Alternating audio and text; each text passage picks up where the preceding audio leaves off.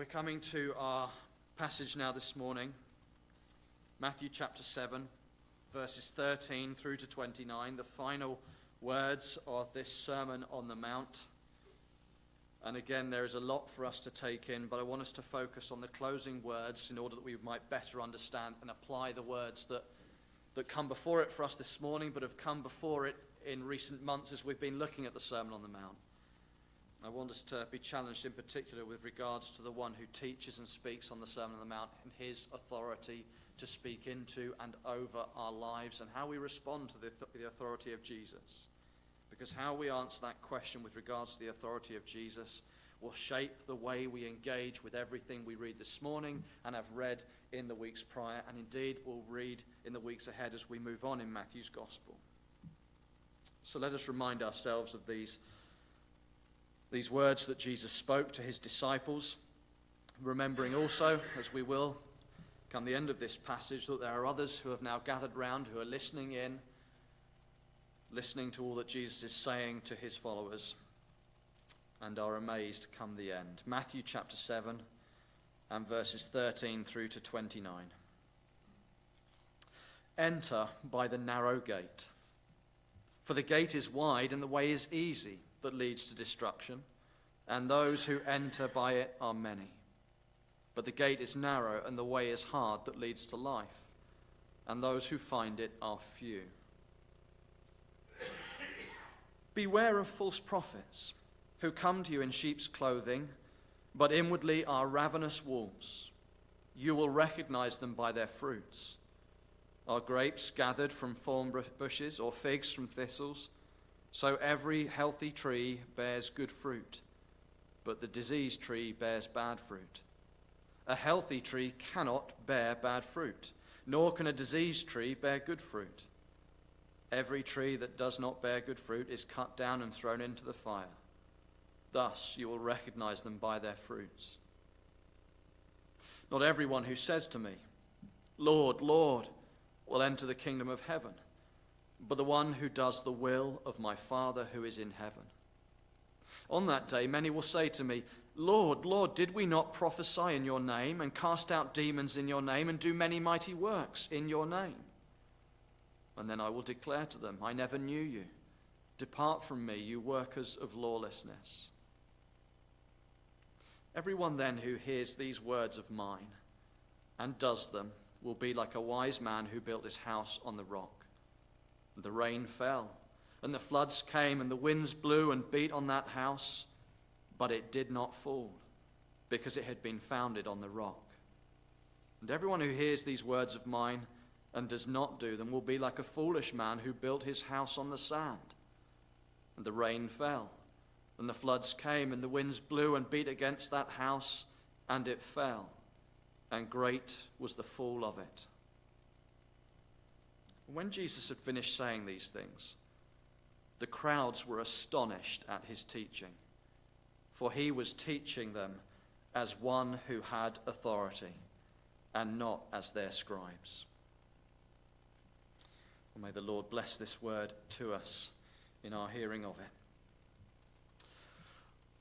On Wednesday night, we looked at King David, and we looked at his kindness towards Jonathan's son Mephibosheth. And the account from the life of David, as we read from it in 2 Samuel, the account from the life of King David was a foreshadowing of the loving kindness we would see in great David's greater son, Jesus of Nazareth. And as we started that study on Wednesday night, and those that were here will remember, we asked the question, if you could tell someone anything about Jesus, what would you tell them? Wonderful opportunity, wouldn't it? If someone actually came up to us, and rather than us trying to work out whether the opportunity is ahead of us, someone comes to us and says, tell me something about Jesus. What would we long to tell them? What would we tell people about Jesus if we had the opportunity? Well, this morning I want to continue to push the questions, and I want to make it slightly more personal this morning. You see, the words that we have just read in Matthew chapter 7 are the last offered by Jesus on what is collectively known as the Sermon on the Mount. They are the concluding moments that capture our attention in this series within a series we've been working through in Matthew's Gospel.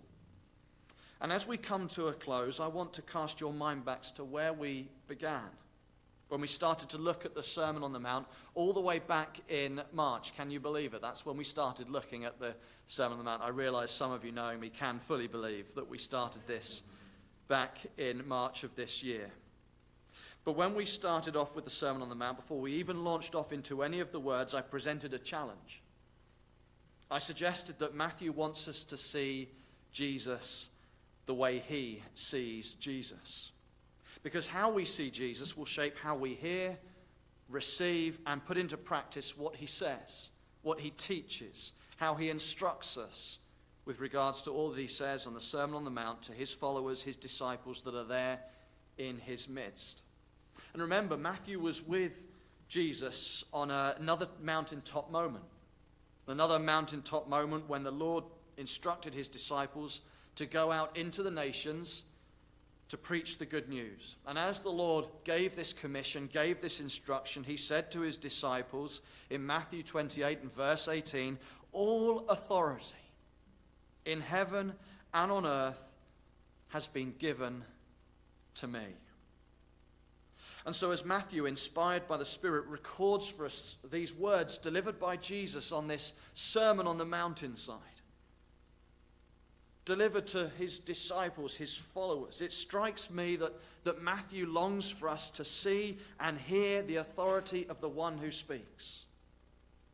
To hear the voice of Jesus clearly in our hearts and minds today, this living word that touches us now as disciples and followers of Jesus.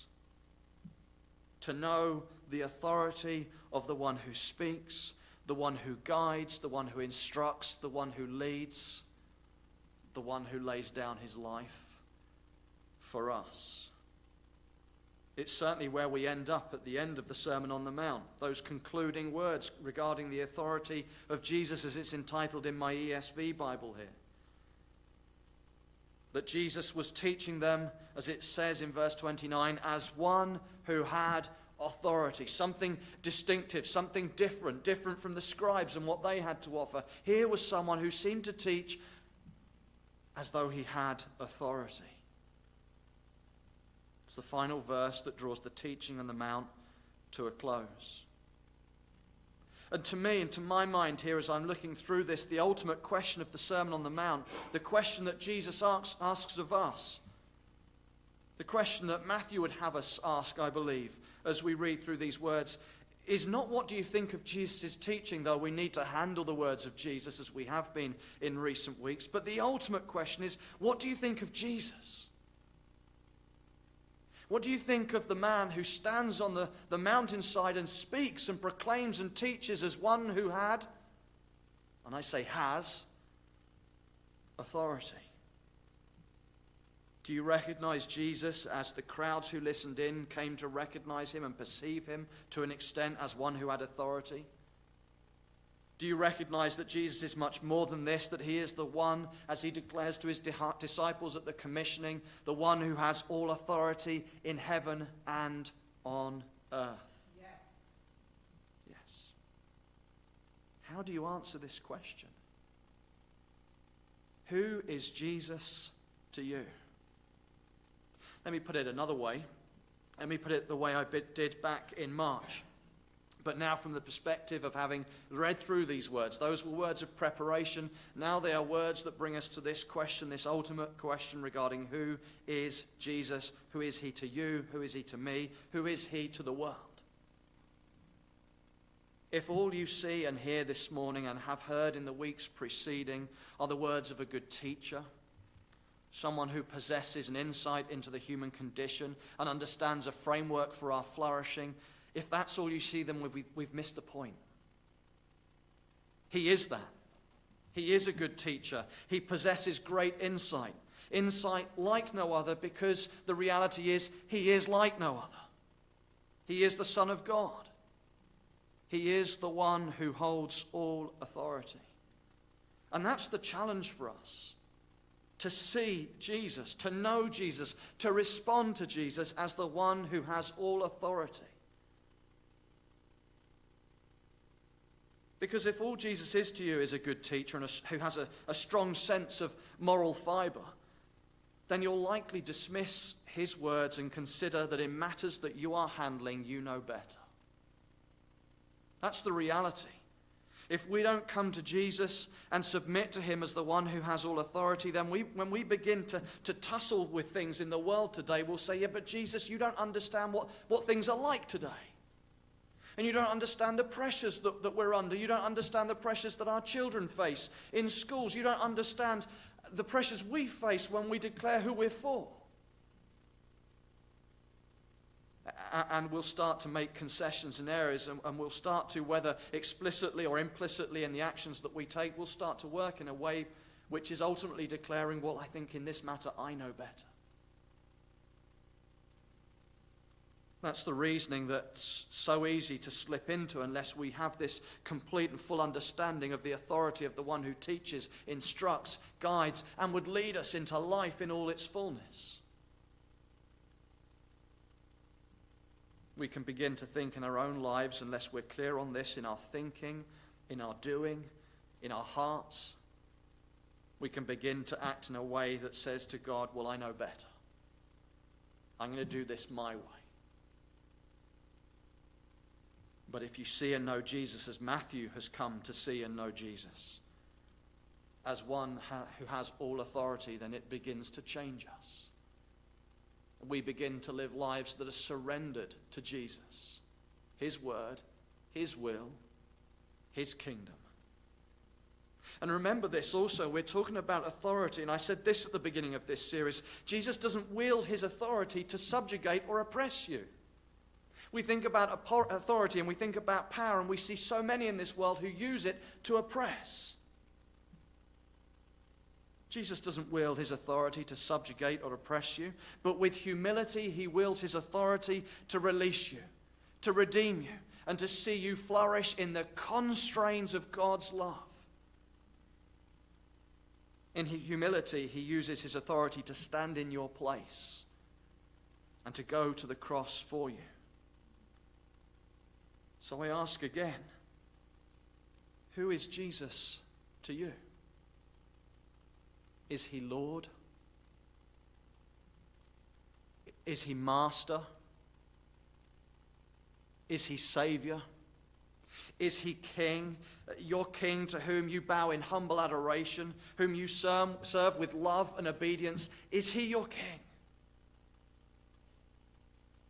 You see, in recent weeks, the teaching of Jesus in the Sermon on the Mount has caused us at different points, and I've said it several times, to make an assessment of our own lives, to better understand our own hearts. Where are we before the Lord? To make an assessment of ourselves.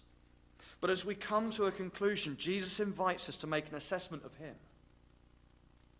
Jesus invites us to make an assessment of his claims and his character that collide in a most convicting way. So much so that we have to ask ourselves what Jesus asked of Peter, who do you say that I am?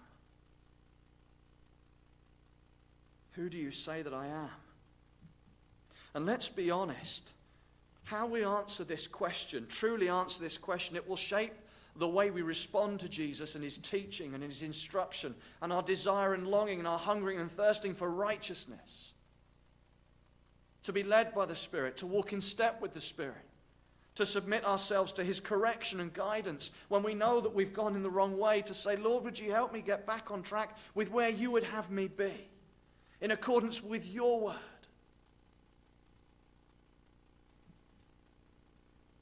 You see, those who call Jesus King, understanding all that is implied in his kingship, will be those who listen to his words. And now we start to walk our way back through what we've read this morning.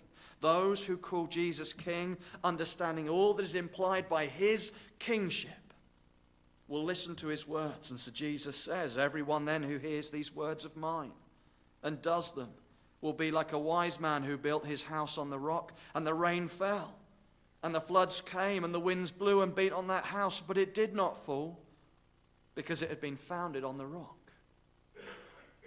And those who call Jesus King, to whom all authority has been given, they will give every aspect of their lives to him. Maybe not perfectly. Maybe we're flawed. Maybe there are things that we're holding back and we need to say, Jesus, would you help me give to you every aspect of my life?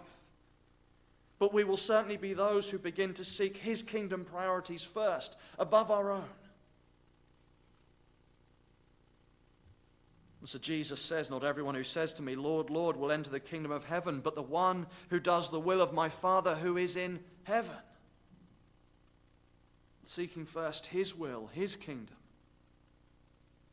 And those who call Jesus both Lord and Master, who submit to his reign in their life and his care over them, they will begin to yield fruit in their life by the Spirit and recognize fruit in the lives of others. So much so that we're able to discern that which is good from that which isn't.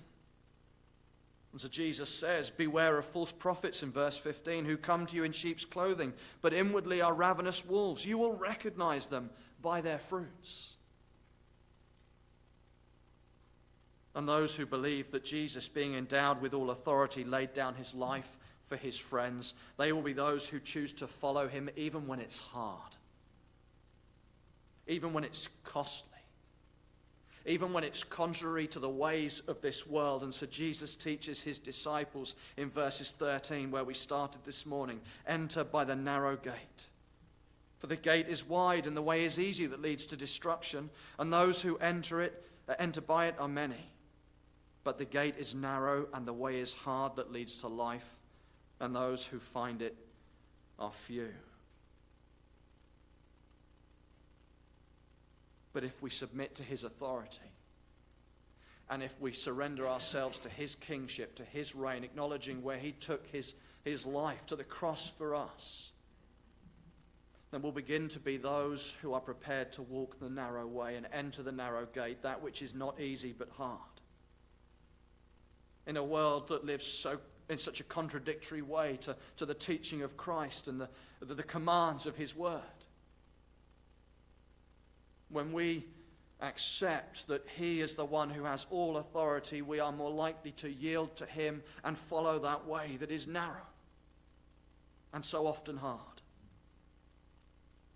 And so we come pointedly to the question that Jesus asked Peter, who do you say that I am? And Jesus doesn't ask us for the sake of other people, although how you answer will have ramifications for the other people in your life. But he asks for the sake of your own soul. Who do you say that I am? It's the question that I'm faced with as we reach the end of this Sermon on the Mount. I believe it's a question worth asking ourselves and challenging ourselves and saying, Jesus, am I fully surrendered to you? Do I live as though you are the one who has all authority in heaven and on earth? That we might pray, oh Holy Spirit, help us to see and know and respond to Jesus as the one who has all authority, and yield our lives to him, to the one who gave his life for us. That's the challenge I find myself seeing at the end of this Sermon on the Mount, as we've listened to the words of Jesus and heard his instructions, his guidance, the way that his disciples should walk in. Are we going to heed these words? And ultimately, I believe we will only be those who heed the words of Christ if we acknowledge who Christ is. The one who has all authority. And if this morning you're unsure how to answer that question, if you're unsure about whether Jesus has all authority, then follow a little while longer and see how Jesus uses his power and authority that are his as the Son of God. Watch and listen in the immediacy after this, the things that we're going to look on in the coming weeks. Watch and listen as he touches the life of the leper. See as he heals the centurion's servant. Stand in awe as he calms the storm and as he releases the demon oppressed and as he heals the paralytic. And if you're still unsure, follow a little further to a cross in which the one who had all authority in heaven and on earth would die for you and for me, to rescue us from sin and shame and death and darkness. And if you're still unsure, then follow a little further still, 3 days further, to an empty tomb. And news of a risen, death-conquering King who longs to lead us now, even now, into life in all its fullness. Follow a little further to know that he lives and reigns and is enthroned forevermore. Follow a little further if you're unsure this morning. Follow Matthew's account to see Jesus and how he wields his authority for your good and my good, according to the riches of grace that are found in God, Father, Son, and Holy Spirit.